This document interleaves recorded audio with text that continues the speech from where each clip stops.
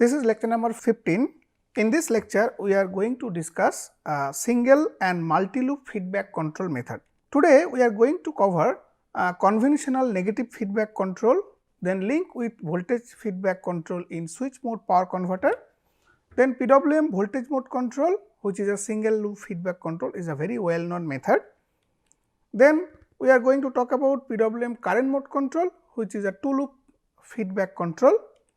And finally, I want to discuss some advantage and limitation of this multi-loop and single loop feedback control methods.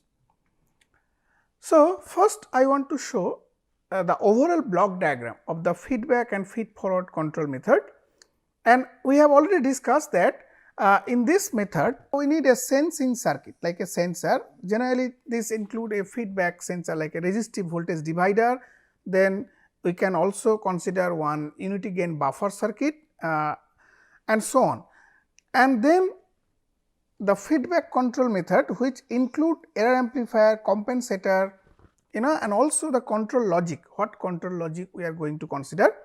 And in this lecture, we are going to discuss like the series of lecture, first fixed frequency control, then variable frequency control. So, this structure will differ based on what control logic we are going to discuss. This next part is the modulation technique, and this we have already discussed in week 2 series, where we talk about fixed frequency modulation, variable frequency modulation. So, even though the feedback control structure may be same, the modulation can be different, and as a result the the stability and other condition can be fundamentally different, and those things we have already discussed. So, now we want to take one by one different control method.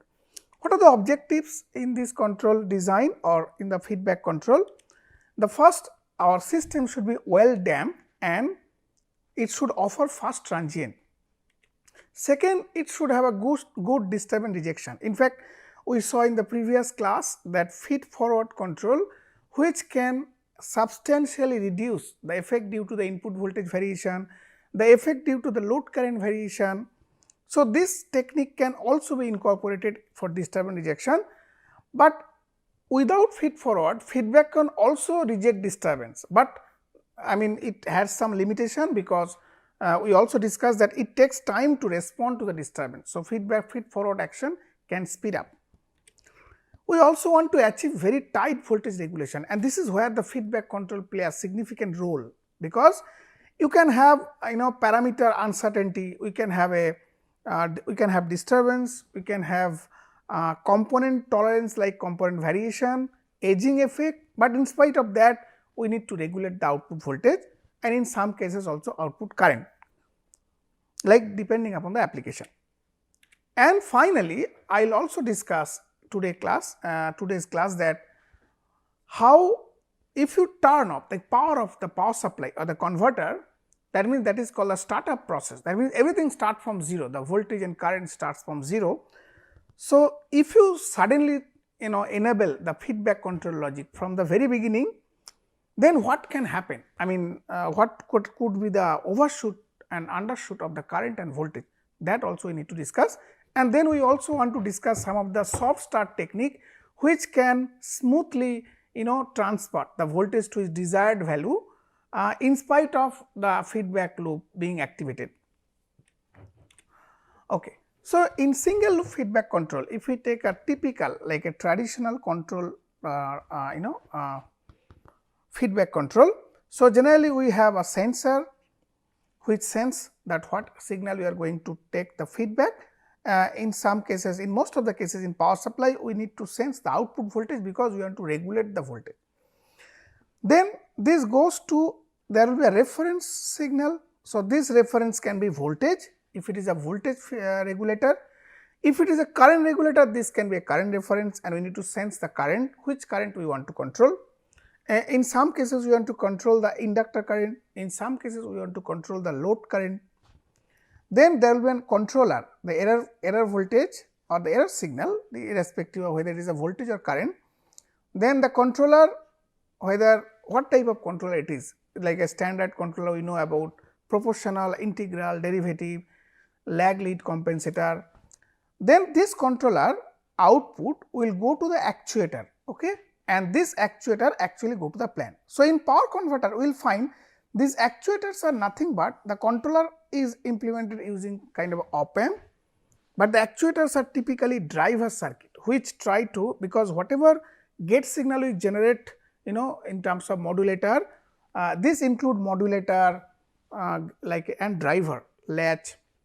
So, ultimately that signal should turn on and off a switching circuit. That means, it should have sufficient current to turn on the switch within a reasonably small time, that require a driver circuit. This is because it has to turn on and turn off power MOSFETs, power devices. So, the sources of disturbance we have discussed. In typical control system, the disturbance can occur after this actuator output. It can also happen like part of the process, and the noise actually occur at the measurement point. That means, we are trying to sense the output voltage and this noise can propagate. So, there are that noise can happen, this noise can be like a white Gaussian noise, but in spite of this noise and disturbance we have to design the controller or the compensator. We want to link this single loop because it has only one feedback loop, and whether it is a voltage loop or current loop, that we will discuss. Single feedback loop, and if we want to relate this with our switch mode power converter, then if we take a voltage feedback, that means this is the output voltage coming out of this converter, and this output voltage is sensed, and actually this H, the feedback gain, this may include the resistive divider. Okay. So, this is the measured voltage and this is compared with our reference signal, and then we generate the error voltage, and then we implement a controller, and generally an op amp is used to implement controller. That means, depending upon whether we have to implement type 2, type 3, PID, PI. So, the number of op amps will vary. In general, one op amp may be sufficient, but the op amp has a supply, finite supply rail. That means, it has a, whether it is a dual supply rail or it is a unipolar op amp, depending upon that there can be a saturation nonlinearity. That means, we cannot increase the gain of the compensator which can saturate the output of the op amp, and this saturation can cause some nonlinear effect which cannot be captured by a linear analysis. Okay. Then controller output goes to a feedback controller, feedback modulator block, PWM modulator block. In case of fixed frequency, this modulator is a like a fixed switching frequency, and it generates the gate signal with a certain duty ratio. Okay. And this duty ratio, if we try to derive the small signal model, this control to output transfer function is this one. Then there can be disturbance in the input voltage which will be affected, and which can affect the output voltage. There can be disturbance in the load current which can affect through this output impedance. So, all these actually add up to generate the output voltage. So, any disturbance either in input voltage, load current or duty ratio can cause disturbance in the output voltage, and that comes to the feedback loop, and then feedback controller takes the action. So, in case of voltage mode control, the output feedback, as we discussed, it is a voltage, this is the output voltage, and this could be a resistive divider. That means, we can simply consider a resistive divider path. That means, this can be the actual output voltage, and we can tap this. This is my feedback voltage. Okay. This is my actual voltage, and we can put a R, R1, R2, and this Kf, which is the feedback gain, is simply R2 by R1 plus R2. Okay.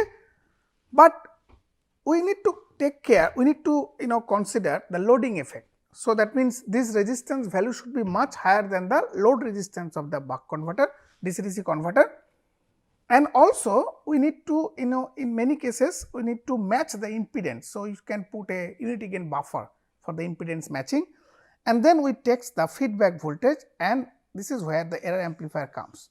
In fact, the compensator in integrated circuit or even op amp, even the whole thing can be implemented using a single op amp. okay, or for sake of simplicity you can use multiple op amp, one for error amplifier and few more for let us say PID controller, but in general practical circuit like a type 2 type 3 compensator, one op amp should be sufficient, and then it goes to the comparator and there is a sawtooth waveform. Now, this PWM block which in fixed frequency it is we have already discussed. If we take a trailing edge modulation, what we found in the trailing edge modulation we have a sawtooth waveform, right. This is my sawtooth waveform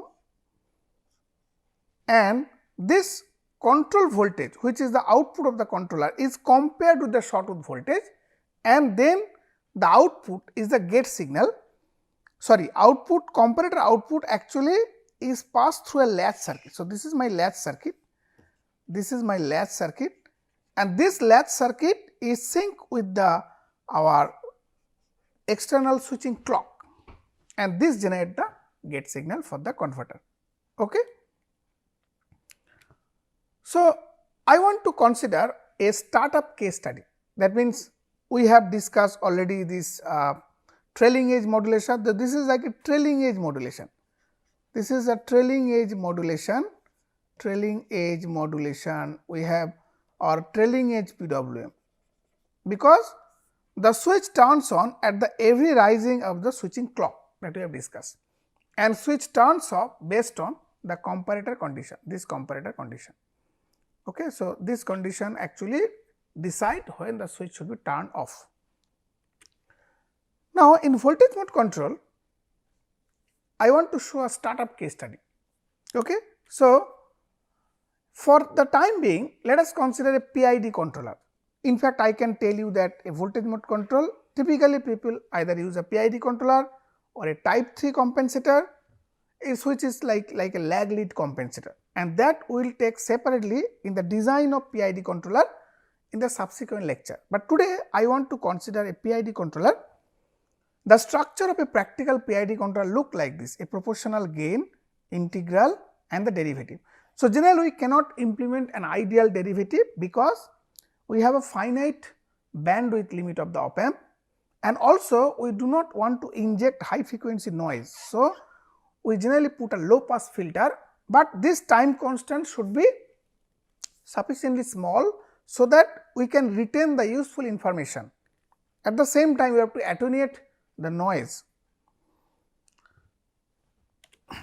So, we want to implement the voltage mode control in MATLAB and we want to simulate a startup case study. Okay. So, I think we have to move. Before going to the MATLAB implementation, I want to show the MATLAB diagram. So, this converter diagram we have already shown, that means this converter was built up in the very beginning, like in the first week as well as in the second week. I have shown you that custom block to come up with this system or subsystem for the power stage buck converter, which include the parasitics of the switch, parasitic of the inductor, capacitor and switching signal. Now, we can take everything like input current, inductor current, capacitor voltage, output voltage, everything you can see. So, this model I am using, and this DCM enable is used whether you want a conventional buck converter or a synchronous buck converter. Okay. And here we can add an additionally constant current load separately along with a resistive load. Okay. So, in this block we are adding a new one, feedback block, which is like this is my PWM voltage mode control block. What is this? So, if we take this, that means this whole block is shown here. I mean, if you see this circuit, it is shown here, this particular circuit. First of all, we need a switching clock to turn on the switch, because we are talking about trailing edge PWM. We are talking about trailing edge PWM, and this is my reference voltage and the output voltage, and this is my error voltage. And I took here a standard PID controller, like a by default PID controller. I can separately implement this PID controller using a transfer function block from the MATLAB. I will show, already I have shown in the previous class. And this is a ramp, and the ramp I have chosen that ramp base value and the upper value I can customize, and this is compared, and the comparator output is used to reset the pulse, that means the turn of the switch. Okay. So, let us go to the MATLAB block and see that example. Okay. So, in this example we are going to consider PWM voltage mode control that I have shown you. So, in this diagram initially I want to show that this block I will discuss what is this.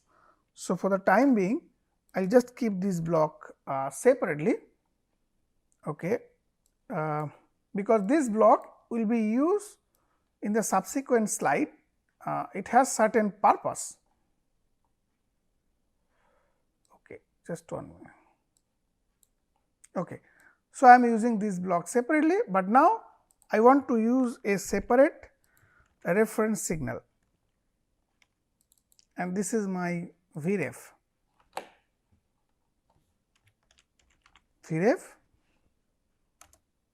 And this is my Vref. That means, this is my reference voltage. Okay. So, the reference voltage is coming, and this block I have already shown the feedback block, and the gain of the controller are here assigned like a Kp, Ki, Kd, and which I am calling from the external MATLAB file. Okay. So, this is like a standard voltage mode control that I am going to discuss. Okay, I set some value Kp, Ki, Kd, and the upper limit of the sawtooth waveform is 10. That means, if I go here, this sawtooth waveform I set from 0 to Vm. That means, the base value is 0 and the upper value is V max, Vm, and this time is 0 to t time period. Okay. Okay. Now, with this let us simulate. What I am trying to do? I have enabled this PID controller from the very beginning, that means Kp 30, Ki 20,000 and Kd 0.04, and I am now running from the startup from the beginning. That means, it will ask for the initial condition. Let me start with the 0 initial condition and we will run it. So, if we run, I want to show you that.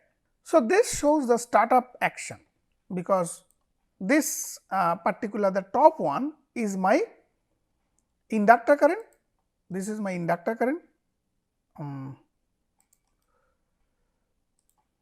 and this is my output voltage. So, you see the inductor current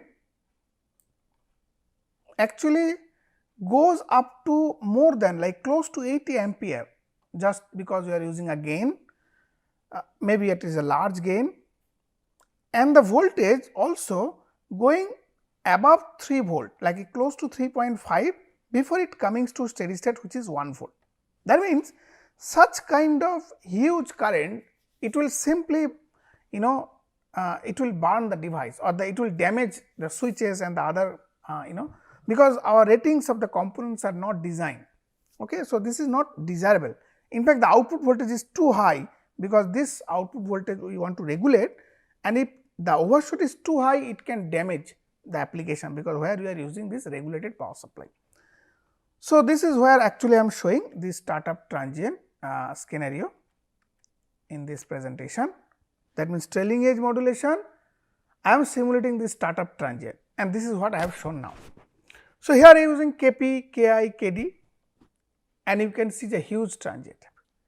Now, the next question, how can I reduce this transient effect? That means, how can I so before I move to shape this startup action, we should also know what are the function of Kp, Ki, Kd, because we have used a PID controller, though we can change the gain, but generally I am talking about the analog controller, where the PID controller are set through external component. That means, they are set on at the very beginning of the converter. So, you have probably no choice or very hardly any choice to change this PID controller at the beginning, but we should know that the effect of Kp, Ki and Kd. If we increase the proportional gain, generally the percentage overshoot increases, or it is vice versa. If you reduce, it will get reduced. The settling time, it has minimum impact, but yes, of course, it has impact in the rise time. Higher Kp will reduce the rise time, but at the same time it will increase the overshoot. The steady state error can be decreased. The integral action is used to reduce the steady state error. and you can eventually go to 0 steady state error where limit is tends to infinity. But we generally set a criteria like a 2%, 5% error criteria to decide the settling time. Okay. Then if we increase Ki, then the percentage overshoot will also increase and settling time will also increase. So, it is not recommended to use a higher integral gain, and if we increase the derivative gain, we can reduce the percentage overshoot, we can reduce the settling time, and it has hardly any impact in the steady state error. That means, this does not play any considerable role in the steady state error, but it plays role in the damping. So, it will affect the overshoot as well as the settling time. Now, my next question, can I reduce the startup transient that we have discussed? Here I am showing a scenario.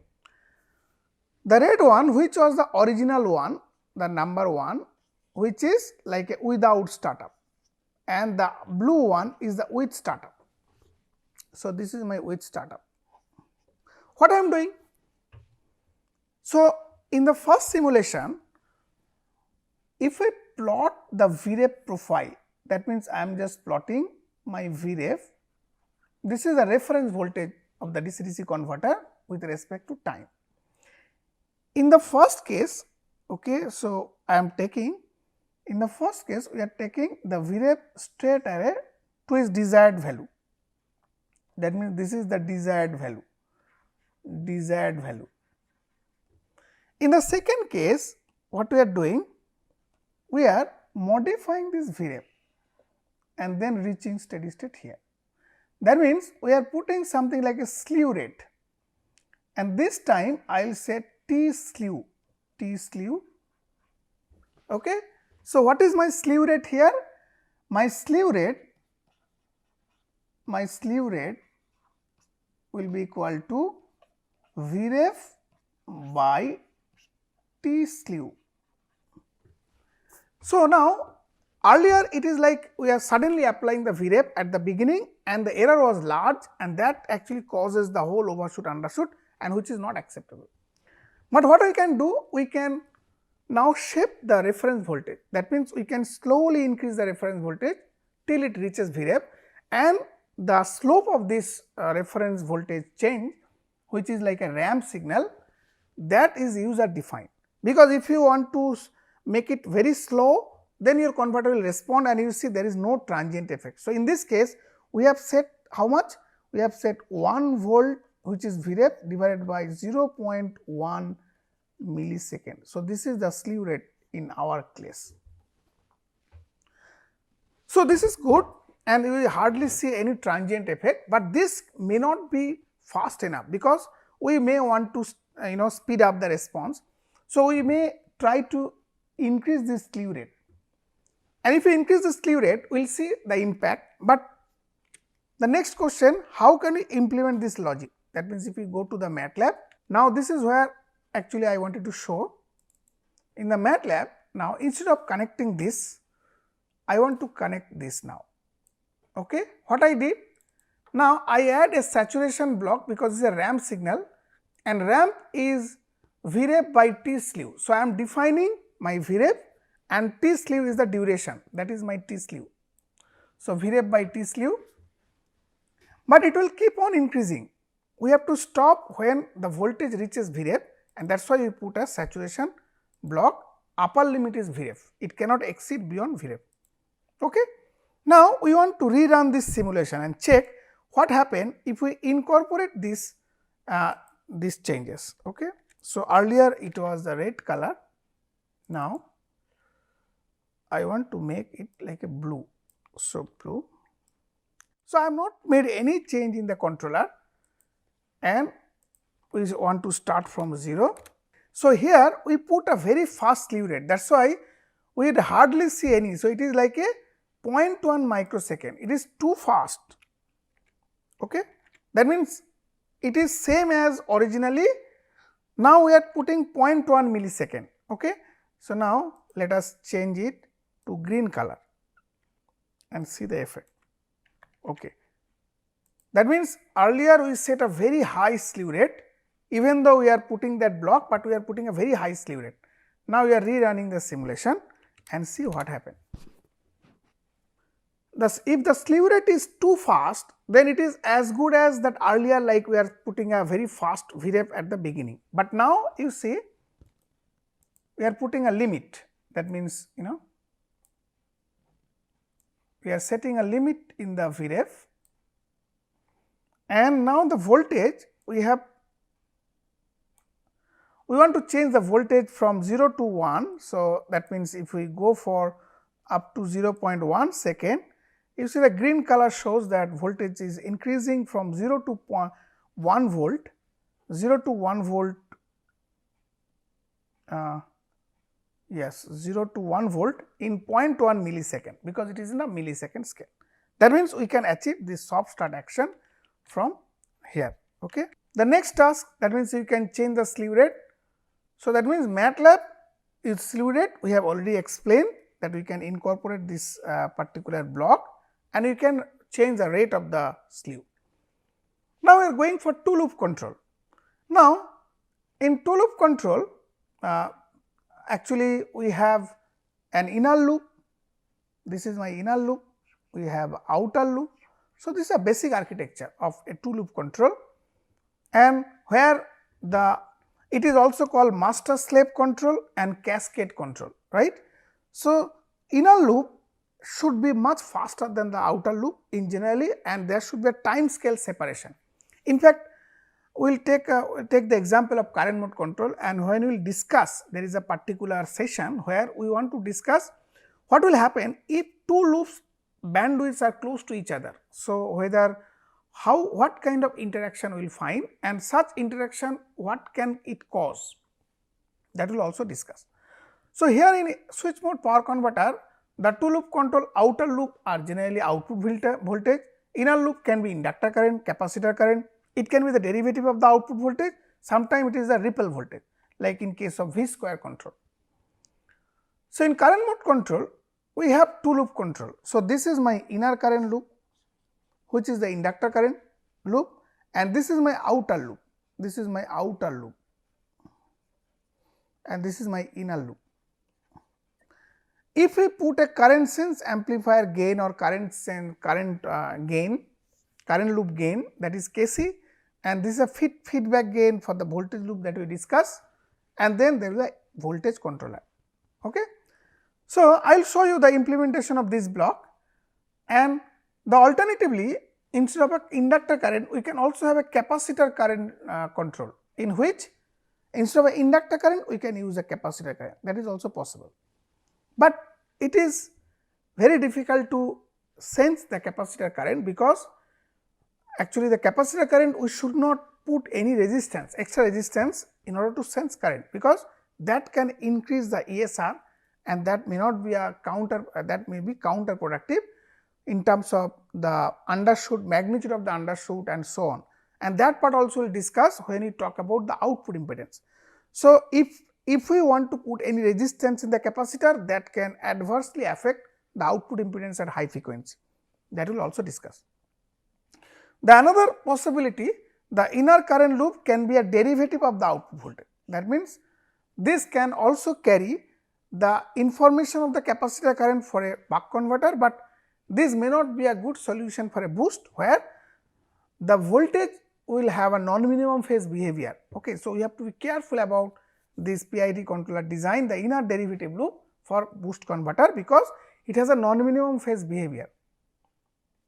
Okay. So, derivative action, then we have, if we consider this, we can actually compare the response of the capacitor current with and the actual current mode control, we can compare.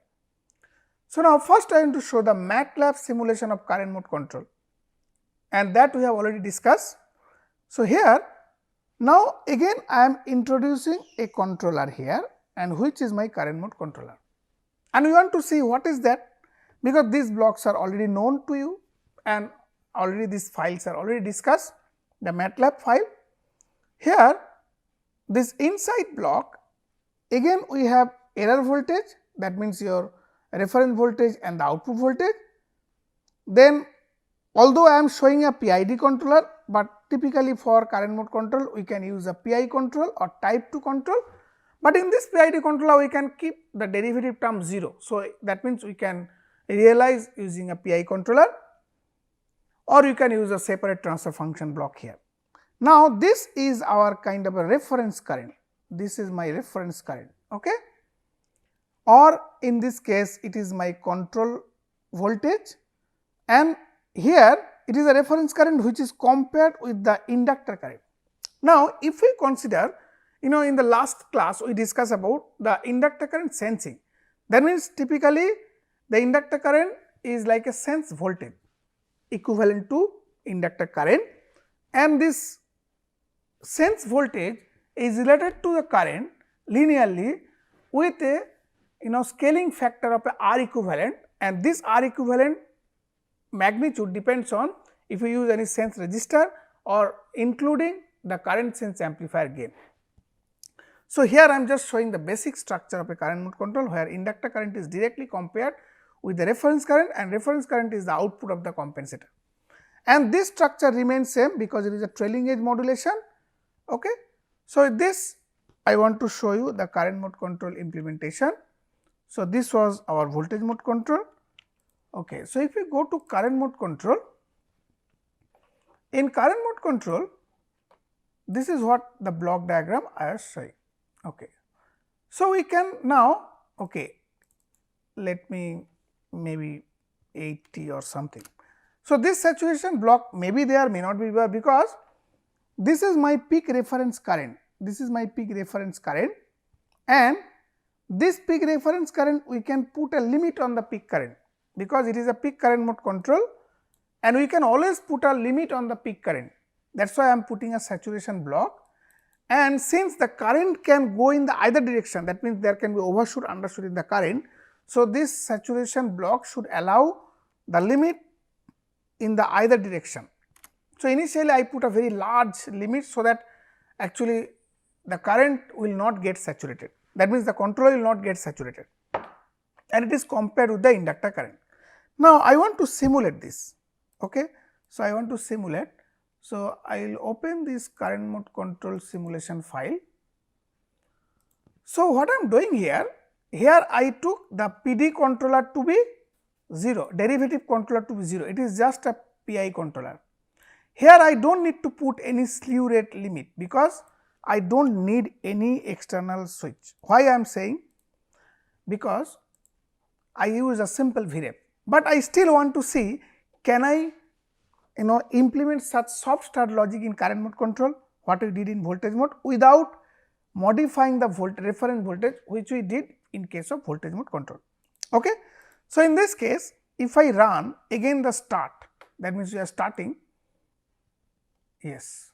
So, if we, this is the startup, the top one is the inductor current and the bottom one is the output voltage.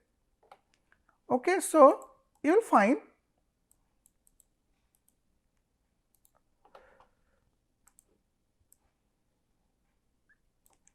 the output voltage reaches 1 volt much faster, that kind of within like a 0.025 millisecond, that means 25 microsecond.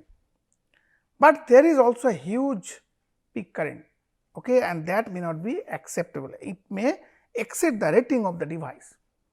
Now, this goes back to, but it is much better than voltage mode control, because we have a direct control over the current. Now, the next question, we want to set a current limit and see how can we improve this startup performance without violating the current limit. The question is, what value of current limit should we set? Again, it depends on, we discuss about the power stage design, and when we came up with the power stage design, we identified the peak current depends on what is my maximum load current. So, in this case we consider 20 ampere, so we can go up to 25 to 30 ampere. So, here I am setting, let us say 20 ampere current, even or 25 ampere current. So, if I set a current limit of 25 ampere and the same value I set like a minus side also, minus 25 ampere.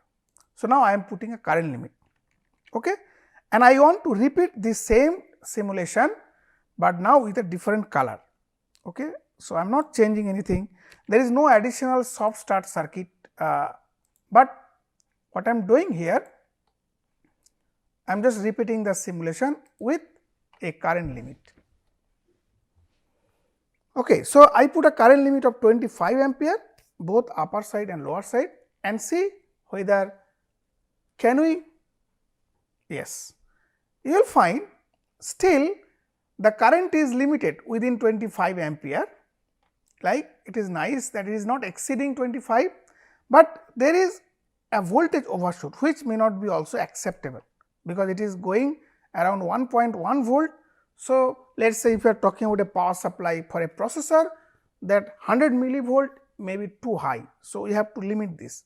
That means, at the beginning we can set the current limit to maybe 20 ampere, and if you set to 20 ampere for both up and down,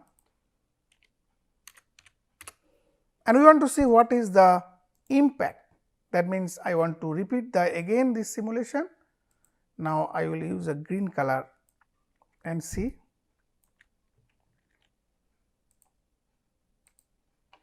Okay. So, now what I did, I just put a current limit, in fact, there is a closed feedback loop. So, there is no problem, and I have decreased the current limit from 25 ampere to 20 ampere, and this is my response. So, now you can see the startup performance is significantly improved.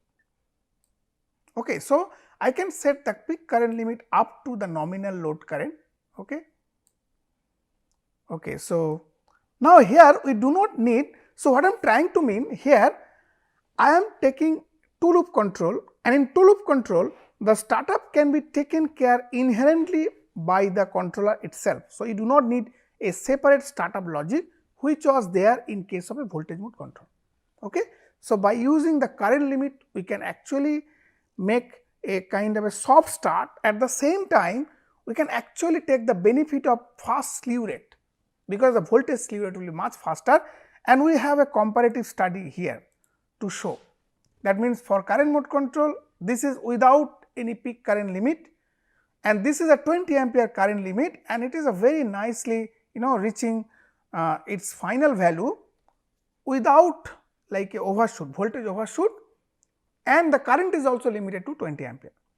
Now, if I want to compare the startup logic between voltage mode control and current mode control, so you will see in current voltage mode control, though the current overshoot has reduced during the startup, but the slew rate of the output voltage is much slower, and this can affect, that means your because you want to really speed up the startup process. So, since we have designed the converter, the component based on the maximum current rating, so 20 ampere current limit is much within the limit. So, why can't we go up to that point and speed up the response rather than we limit the current to a very lower value. So, that means I would say this current mode control startup process can significantly improve or save the startup recovery time. That means, in single loop control, no control over current, because there we have to limit the slew rate, because we have no control over the current, though in most of the IC the protection current sensors are used for protection purpose. So, we can take the advantage and to implement this current based logic for the startup, but in typical voltage mode control there is no control over current. The compensation is sensitive to operating condition. This part we will highlight in the design of buck converter voltage mode control, DC-DC converter voltage mode control, but the fault protection and the startup logics are separately needed. That means, we need to separately incorporate this startup logic in voltage mode control, where we want to slowly increase the reference voltage. So, you need an additional circuitry to do that, and if there is a fault, that means the current can simply kind of damage the switches and the other device. That is why for the fault protection purpose we need to put a current sensor, and the startup transient is difficult to optimize. Whereas, in 2 loop control we can reduce, first of all this part we will discuss, because in 2 loop control we have an inner loop and outer loop, and we want to make sure the 2 loops are widely separated in terms of their time constant, But by virtue of this inner loop and outer loop concept, we can actually represent this converter to a first order approximate system. So, that means, and we can, and this will simplify the design process. Okay. The higher bandwidth can be achieved because we are taking the advantage of the first inner current loop, but it require everything comes with a price. So, the sensor requirement, and in current based implementation we need a current sensor, and also there will be, I will also show the subharmonic instability in current mode control when the duty ratio exceed 50% for peak current mode control, and we need to separately incorporate the compensating RAM. Okay. But in digital control and other modulation technique, this problem can be resolved, that we will also discuss. And now using digital control implementation, we can estimate current, even we can estimate really very fast dynamics current. So, we can get the benefit of faster current loop without sensing current. Those are possibilities. So, with this today I want to summarize that fixed frequency single loop controls are discussed, two loop control method discussed, then MATLAB based implementations are demonstrated, and advantage of limitation of feedback control methods are also discussed. And we will see more detail about single loop and two loop control design in the subsequent lecture. But today I want to give a glimpse of the feedback control and their implementation in MATLAB. With this, I want to finish it here. Thank you very much.